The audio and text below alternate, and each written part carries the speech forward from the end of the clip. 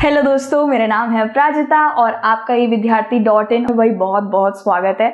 तो उम्मीद करती हूँ यार आप सब बिल्कुल बढ़िया एकदम मस्त मस्त से हो। और यार जानते हो इस वीडियो के साथ एक न्यू जर्नी हमारी स्टार्ट होने जा रही है। तो चैप्टर आज हम स्टार्ट करने जा रहे हैं guys, chapter number 1 which is power sharing, आपकी सिविक्स की किताब से, एनसीईआरटी बुक से। ठीक है दोस्तों, तो यार ये पावर शेयरिंग जो भयंकर सा शब्द है, मुझे भयंकर लगता है, मैं क्यों झूठ बोलूं, क्योंकि जब मैं 10th क्लास में थी तो यार जब ये शब्द ये जो मतलब चैप्टर आता था ना, तो मैं थोड़ा सा डर जाती थी यार कैसे प्रिपेयर करूंगी इसको, डिफिकल्ट लगता था। लेकिन पहले ही बता दूं यार, टेंशन वेंशन लेने की बात नहीं है बाबा, ठीक है, क्योंकि मैं आराम से आपको सरलता से बढ़िया से चैप्टर समझा दूंगी, तो कोई टेंशन की बात ही नहीं है।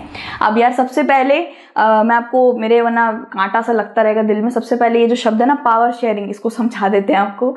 तो पावर शेयरिंग का यार हिंदी में तात्पर्य निकलता है ताकत को बांट देना। ठीक है, ताकत जब सर चढ़ के बोलती है तो लोग उसका गलत इस्तेमाल भी बहुत ज्यादा कर लेते हैं, इसलिए ताकत को बांट देना ही सही रहता है। ठीक है, अब दोस्तों ये ताकत बट रही है कौन कौन से देश में, कौन सा किस देश के बारे में हम इस चैप्टर में पढ़ने वाले हैं, वो सब हम टॉपिक के जरिए पता कर लेते हैं। ठीक है, टॉपिक है पहले दोस्तों, सबसे पहले एक ओवरव्यू दूंगी मैं आपको, यानी कि एक इंट्रोडक्शन ही ले लो। इस चैप्टर में एक इंट्रोडक्शन बहुत ही ज्यादा जरूरी है।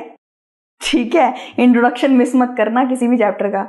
ठीक है, उसी से आपको पता चलता है भाई कितना भयंकर है, कितना पढ़ना है। बेल्जियम एंड श्रीलंका, अब ये जो दो खिलाड़ी दिख रहे हैं ना, बेल्जियम और श्रीलंका, इसी के ऊपर आपका ये पूरा का पूरा भाई चैप्टर होने वाला है। ठीक है, इसी के बारे में हम सब चीजें पढ़ेंगे कि यहाँ पे पावर शेयरिंग कैसे होती है, ताकत का बंटवारा कैसे होता है, सब कुछ इसी के ऊपर है। ठीक है, तो major players are Belgium and Sri Lanka.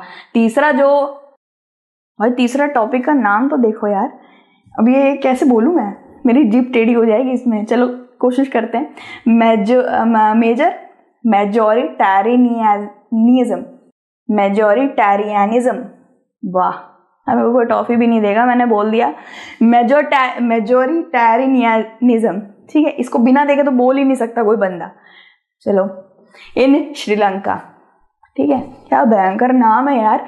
ठीक है, एकोमोडेशन इन बेल्जियम इसके बाद वाला टॉपिक है। उसके बाद है भाई why power sharing is desirable, और उसके बाद है भाई फॉर्म्स ऑफ पावर शेयरिंग।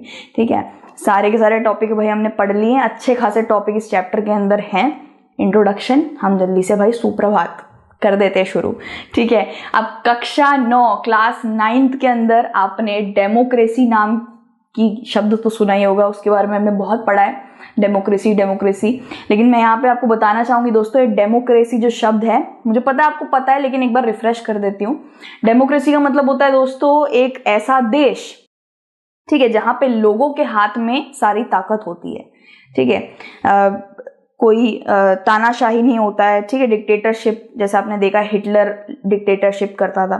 ठीक है, राजा, पहले के वक्त पे राजा रजवाड़े होते थे, वो लोगों की बात नहीं सुनते थे, लोगों को उनकी बात सुननी पड़ती थी।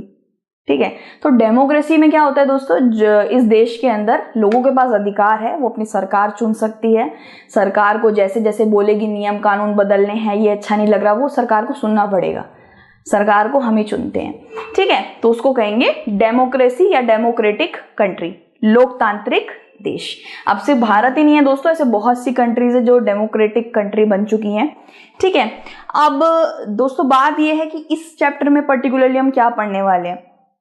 ठीक है, तो देखा जाए, an intelligent sharing of power among a legislature, executive and judiciary is very important to the design of a democracy।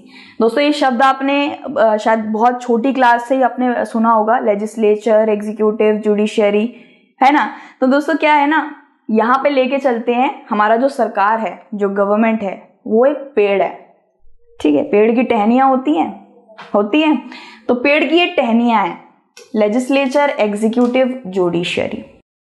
ठीक है, तो यहाँ पे दोस्तों क्या होता है, सरकार के एक इंसान या एक समुदाय या ग्रुप के पास ही सारी पावर नहीं होती है, सरकार बहुत लोगों को पावर बांट देती है। जैसे सेंट्रल गवर्नमेंट ले लीजिए, उसके पास उसकी पावर है, स्टेट गवर्नमेंट ले लीजिए, उसके पास उसकी पावर है, पुलिस के पास अपनी पावर है, डीएम के पास अपनी पावर है, आईएएस ऑफिसर के पास अपनी पावर मम्मी के पास अपनी पावर है बेलन से मारने की, ठीक है।